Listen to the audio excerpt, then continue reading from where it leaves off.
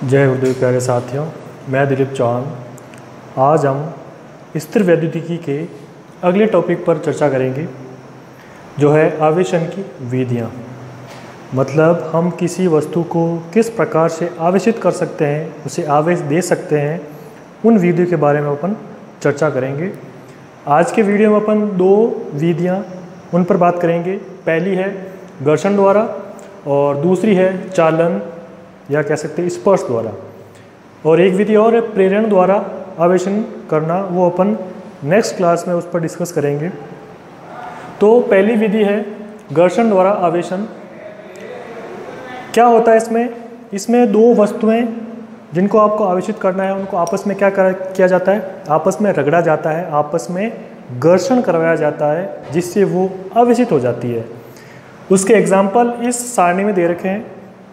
ये एक वस्तु की सारणी, एक और ये दूसरी वस्तु की सारणी। इस वस्तु को इस वस्तु से रगड़ा गया है तो क्या देखा गया है, यदि कांच की छड़ को अगर रेशम के कपड़े से रगड़ा जाए, उससे घर्षित कराया जाए, तो कांच की छड़ पर क्या आएगा, धनावेश, उस पर आएगा धनावेश।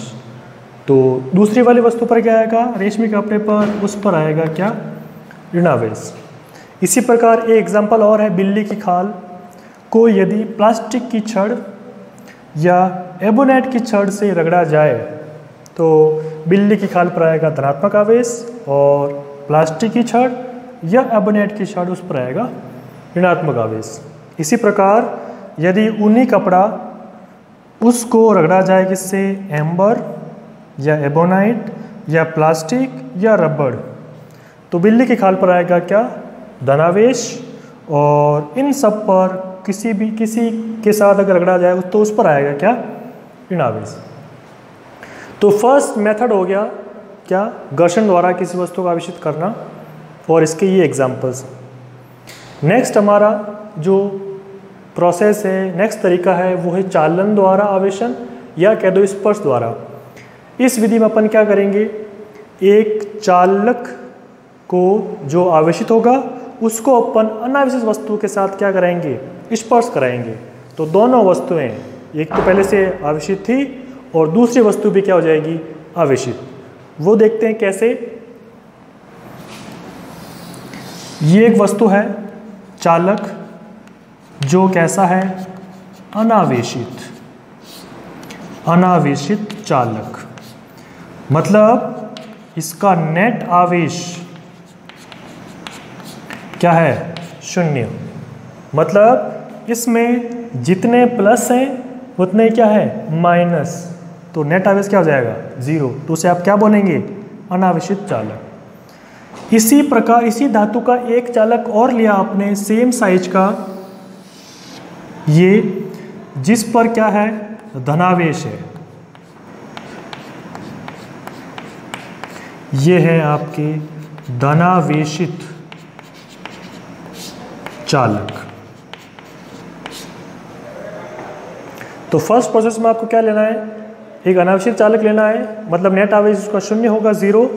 और एक आपको लेना है धनावेशित चालक जिस पर प्लस आवेश है। अब क्या करना है आपको, इन दोनों को आपस में क्या करना है, स्पर्श करना है, टच करवाना है दोनों को।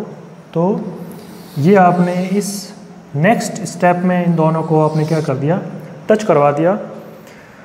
ये अनावेशित और ये धनावेशित। तो हो क्या रहा है, तो यहाँ देखो, ये धनावेशित इसमें, धनावेशित इस चालक में है, ठीक। अब आप जानते हैं कि प्लस प्लस के बीच क्या होता है, प्रतिकर्षण। ये ध्यान रखना आप कि यदि प्लस प्लस आवेश पास पास हो या माइनस माइनस आवेश हो, तो उनके मध्य क्या होता है, प्रतिकर्षण। मतलब ये दोनों एक दूसरे को क्या करेंगे, दूर करेंगे, दूर धकेलेंगे। प्लस प्लस या माइनस माइनस एक जैसे, और प्लस माइनस ये दोनों आपस में क्या करेंगे, या इन दोनों के मध्य क्या होगा, आकर्षण।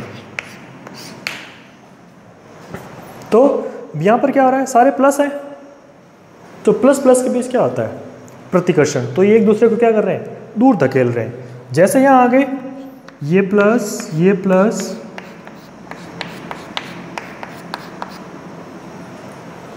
एज इट इज मैंने यहाँ बना दी। अब क्या हो रहा है, जब दोनों स्पर्श हो गए, टच हो गए, तो ये पहले एक दूसरे को क्या करें, प्रतिकर्षित कर रहे हैं। इसकी वजह से ये जो प्लस आवेश धनावेश है उनको एक जगह मिल गई, तो ये क्या करेंगे, आधे यहाँ आ जाएंगे। ये जो आवेश है वो इसमें आधा स्थानांतरित हो जाएगा, मतलब बराबर बांट लेंगे वो। तो स्पर्श कराने पर यहाँ से धनावेश इसमें आ जाएगा, बराबर दोनों का आवेश बराबर हो जाएगा। तो स्पर्श कराने के बाद स्टेप क्या होगा, स्पर्श कराने के बाद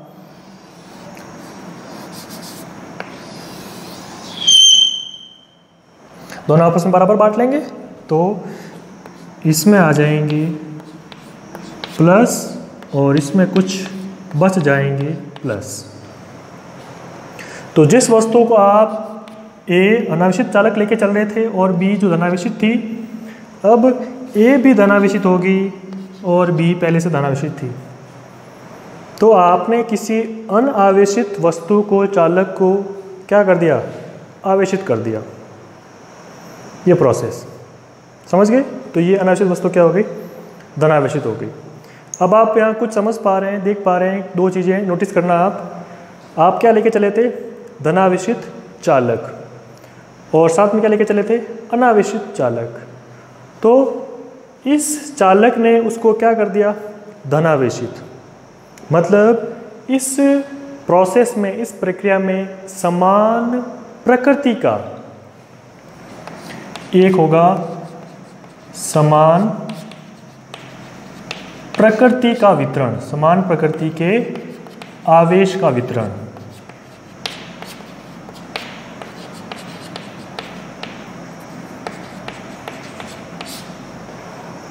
समान प्रकृति थी, दोनों के प्लस प्लस आ गए। दूसरा, अगर दोनों चालक एक जैसे हैं, एक ही धातु के हैं, एक ही साइज के हैं, तो उन पर आवेश की मात्रा भी समान आएगी। दूसरा क्या आएगा, समान मात्रा में वितरण। तो आपको यहाँ दो बातें ध्यान रखनी है इस प्रोसेस के लिए। क्या, समान प्रकृति के आवेश का वितरण होगा। अगर आप प्लस को अनावेशित चालक के संपर्क में लाते हैं तो दोनों पर क्या हो जाएगा, प्लस प्लस। और यदि आप माइनस ऋणावेशित वस्तु को, चालक को किसी अनावेशित वस्तु के संपर्क में लाते हैं, टच करवाते हैं, तो दोनों पर क्या आएगा, माइनस माइनस। इसका मतलब समान प्रकृति का आवेश डिस्ट्रीब्यूट होगा, दोनों में समान प्रकृति का आवेश बटेगा। दूसरी बात, समान मात्रा में वितरण होगा। यहाँ पर कितने प्लस थे, 8। टच कराया, दोनों में कितने हो गए, 4 इसमें और 4 इसमें। तो 8 को इन दोनों ने बराबर कर लिया, 4 खुद ने रख लिए और 4 इसको दे दिए। तो दो बातें, समान प्रकृति का आवेश का वितरण, दूसरा समान मात्रा में वितरण। इसका एग्जाम्पल लेके समझते हैं। ये एक चालक है ए, दूसरा चालक है बी। ए के पास आवेश कितना है, Q। अपन आवेश को Q से डिनोट करते हैं, स्मॉल q या कैपिटल Q। जो आवेश होगा उसको अपन किससे रिप्रेजेंट करेंगे, या तो स्मॉल q या कैपिटल Q। तो A के पास है Q और B अनावेशित है, मतलब जितने प्लस उतने ही माइनस। दोनों को टच कराया, संपर्क में लाए और अलग कर दिया, तो क्या होगा, A के पास बच जाएगा Q/2 और B के पास आ जाएगा Q/2। बराबर बांट लिया, ठीक। तो इस प्रकार चालन द्वारा आवेशन होता है। तो आज दो मेथड हो गए, घर्षण द्वारा आवेशन और चालन द्वारा आवेशन। अब चालन द्वारा आवेशन थोड़ा इम्पोर्टेंट है, इसको आप ध्यान रखें इसके बारे में। इसके लिए एक क्वेश्चन और करते हैं अपन, उस क्वेश्चन से समझेंगे कि ये जो मैंने एग्जाम्पल दिया है, एक एग्जाम्पल और लेके समझते हैं कि चालन द्वारा आवेशन किस प्रकार होता है और कैसे वितरण होता है इसका, कैसे डिस्ट्रीब्यूट होते हैं आपस में आवेश।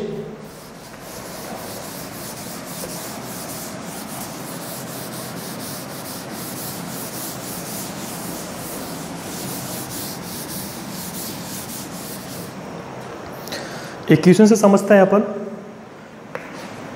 क्वेश्चन है, 3 चालक गोले हैं एक ही धातु के, एक ही त्रिज्या के, एक समान, ए, बी और सी। ए चालक पर आवेश की मात्रा है Q, बी चालक पर आवेश की मात्रा है Q और सी पर 0, मतलब अनावेशित है। जितना इसके पास प्लस है उतना ही माइनस है, तो नेट आवेश क्या हो गया? 0। अब क्वेश्चन ये है कि सबसे पहले C को टच कराओ A से, तो क्या होगा? चालन द्वारा आवेशन, आवेश बराबर बटेगा, बराबर विभाजित हो जाएगा। उसके बाद उसको हटा लो, A से जब C को टच कराएंगे, टच कराने के बाद आवेश का वितरण होगा, फिर C को हटा लो, C के पास कुछ आवेश आ जाएगा। नेक्स्ट स्टेप में फिर C को टच कराओ किससे? B से, और अलग कर दो। तो इस प्रोसेस के बाद A पर कितना आवेश आएगा या A पर कितना आवेश बचेगा, B पर कितना आवेश बचेगा और C पर कितना आवेश आ जाएगा, ये क्वेश्चन है। समझ गए? एक बार वापस रिपीट कर रहा हूँ। A पर Q आवेश है, B पर भी Q आवेश है, C पर 0 कोई आवेश नहीं है, जितने प्लस है उतना ही माइनस है। फर्स्ट स्टेप, C को टच कराना है A से, अलग कर देना है। फिर C को टच कराना है B से, अलग कर देना है। इन दोनों प्रोसेस के बाद अब आपको बताना है कि A पर कितना आवेश रह गया, B पर कितना रह गया और C पर कितना आ गया। वो कंसेप्ट काम लेना है जो मैंने अभी बताया है। तो कैसे करेंगे, इधर ध्यान दो। फर्स्ट प्रोसेस, ये है A और ये है C। A पर कितना है Q और C पर कितना है 0। टच कराओ दोनों को, 0 लिखने की जरूरत नहीं है वैसे। टच कराया दोनों को, ये A और ये C। कितना इस पर Q। तो क्या करेगा, ये दोनों आपस में बराबर टच कराने पर आवेश बराबर बांट लेंगे, विभाजित कर लेंगे। तो इसके पास Q है, तो आधा आधा क्या हो जाएगा? Q/2, Q/2। मतलब आप समझ सकते हैं, इसके पास पहले कितना था Q, इसके पास पहले कितना था 0। Q + 0 जोड़ दे, आधा कर लो, आधा मतलब अपॉन 2। तो दोनों के पास कितना आ जाएगा? Q/2 और Q/2। अब अलग कर दिया, अलग कर दिया तो इस पर रह जाएगा Q/2 A पर और C पर आ जाएगा Q/2। ये फर्स्ट स्टेप। सेकंड पूछा है, अब C को टच कराना है किससे? B से।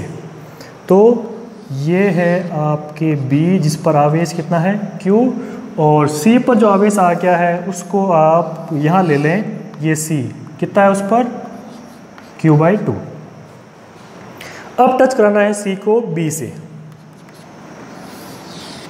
ये Q जो B पर है और Q/2 C पर है।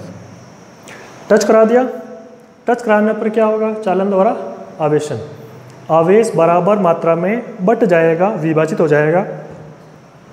तो ज़्यादा किसके पास है? ज़्यादा है B के पास। तो ये कुछ आवेश C को देगा, मतलब बराबर बांट लेंगे। तो बराबर करो इनको, तो बराबर बांटने के लिए क्या करो? दोनों को जोड़ो, फिर आधा कर दो, बराबर हो जाएगा दोनों के लिए। तो जोड़ो, क्या आता है? Q + Q/2 हो गया, अपॉन 2। दोनों को जोड़ दिया, आधा कर दो, ये आधा कर दिया। फिर ऊपर जोड़ो दोनों को तो क्या आता है 2q प्लस q/2 और पूरे के बट्टा में 2। अब क्या हो जाएगा 2q प्लस q 3q और ये 2 जब नीचे जाएगा तो 2 × 2 क्या हो जाएगा 4, मतलब बराबर कितना हो गया 3q/4।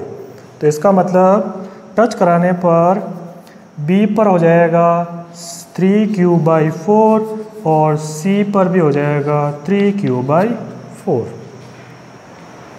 बराबर बट गया।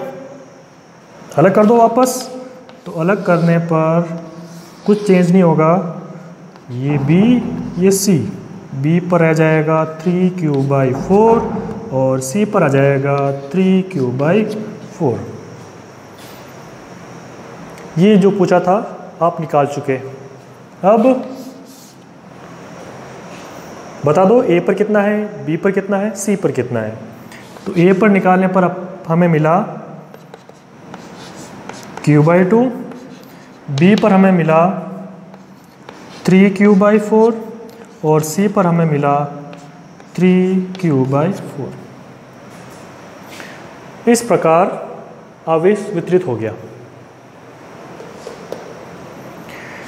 ठीक है, अब आपको चेक करना है, वेरीफाई करना है, ऐसे समझ लीजिए कि मैंने जो किया है, जो प्रोसेस किया है वो सही है या नहीं है। चेक करने के लिए तो चेक कैसे करें, शुरू पर कितना आवेश लेके चले थे total Q plus Q total, इस पर 0 था तो Q प्लस Q टोटल आवेश कितना लेके चले थे आप 2Q। तो आवेश का वितरण 2Q का ही होना है, 2Q ही बटेगा तीनों में। मतलब शुरू लेके चले थे, शुरू में लेके चले थे 2Q, तो एंड में भी आपको क्या मिलना चाहिए 2Q मिलना चाहिए। जोड़ दो तीनों को जोड़ने पर 2Q मिल जाए तो समझ सकते हैं या कह सकते हैं कि सही है। जोड़ो तो q/2 A का प्लस 3q/4 B का प्लस 3q/4 C का है। जोड़ दो तो एलसीएम लो पहले 4, तो आएगा 2q plus 3q plus 3q। Add करो ऊपर 2q plus 3q 5q plus 3q 8q upon 4। 4 से काट दो 8 को 2 बार तो आएगा 2q। तो आप 2q ही बांटने चले थे और टोटल 2q ही बटा है तीनों में। तो इस प्रकार चालन द्वारा आवेशन होता है। इसके ऊपर क्वेश्चन भी आते हैं, जैसे मैंने अभी बताया कि A पर इतना आवेश है, B पर इतना आवेश है, C पर कोई आवेश नहीं है। तो अगर इनको बारी बारी से स्पर्श कराएं तो क्या आवेश आ जाएगा तीनों पर। ठीक है, तो आज के लिए अपन इतना ही, 2 प्रोसेस पढ़े हैं अपन ने। नेक्स्ट प्रेरण द्वारा आवेशन अगली क्लास में पढ़ेंगे। धन्यवाद।